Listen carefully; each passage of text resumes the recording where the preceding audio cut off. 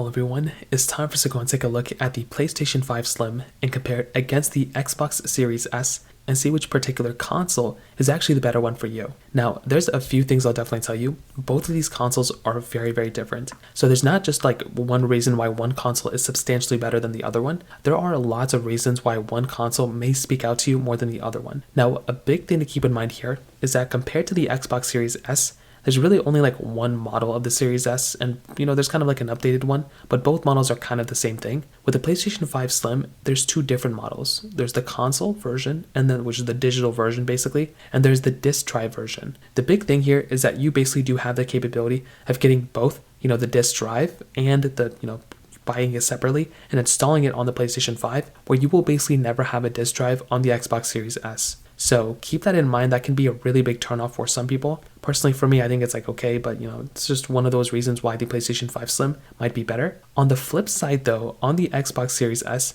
this is a substantially cheaper console. Like you can buy this thing, I think, for less than $300, but even in the used market, they've been available for a much longer period of time, and you can purchase them in the used market for even cheaper than that. So that might be a really big reason why you'd want the Xbox Series S. It is a little bit of a cheaper console, and that might make a little bit more sense for some people to go ahead and pick up that type of device. Now, like I said, I'm not going to tell, you to pick up one, device over the other one, but based off that type of assumption, if you have unlimited money, having the console with the disc drive may make a little bit more sense, at least for me to kind of recommend, to the average person. The other big thing though is that from like a port side selection, I don't know why Microsoft did this, but they basically did not put any USB Type-C ports inside of either one of their Xbox consoles. So I found this very weird considering Microsoft owns Xbox, and Microsoft, is in the forefront of technology all the time. I feel like they could have done a little bit of a better job here and put some sort of like next gen technology inside of their consoles. And the fact that we didn't get any sort of USB Type-C ports on these consoles except on the controllers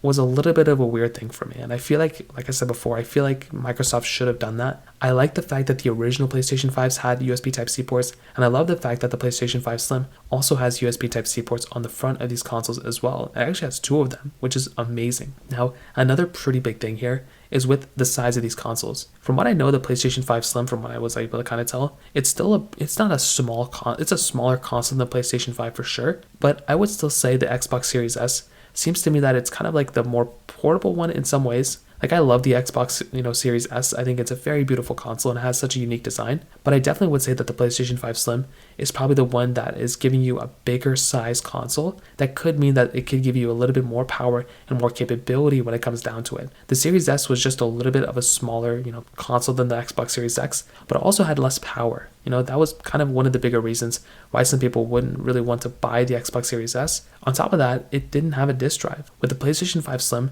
you are getting both the disc drive if you want the more expensive console, and you're still getting it in a smaller, package, with it being a little bit cheaper. So that's kind of like another thing to keep in mind too. Like if you're wanting that type of console, you're basically getting that type of capability from something like the PlayStation 5 Slim over the Xbox Series S once again. So that might be another big thing to keep in mind here too. On top of that, one of the other things, if you're wanting a console in terms of availability, one cool thing going on right now is that the Xbox Series S is actually pretty much available all over the place. You can go inside of Walmart, Best Buy, anywhere and pick these consoles up.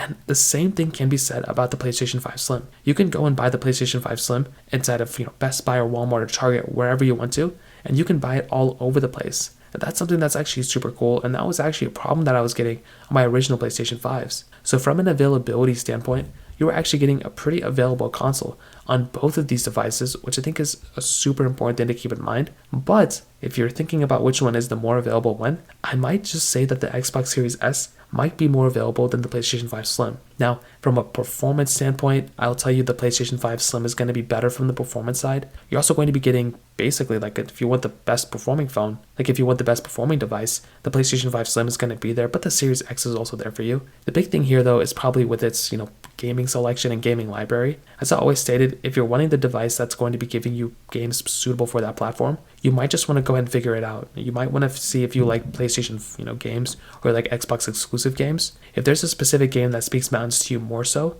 then you might want to go down that specific console route. But to be honest, there's still going to be lots of games that have a ton of overlap here, and you're really not going to feel like you're missing out on that much from either one of these types of consoles. So to kind of sum it up, what I'll definitely tell you is both of these consoles I think are very good. They have a lot of capability. I don't know if there's necessarily one that I'd be like, okay, this is a no-brainer, buy this one over this one. But I think the PlayStation 5 Slim, if you have all the money in the world, would probably be the one I'd recommend the average person to go ahead and buy. That one makes more sense to buy than any other ones, to be honest. So keep that in mind, but that's kind of how I see both these consoles as of right now. If you have any other thoughts or questions, let me know in the comment section below. Hit the like button, that would mean so much, but definitely hit that subscribe button. More importantly than everything else, I love every single one of you guys. Hopefully I'll catch you guys in the next video. Peace out till then.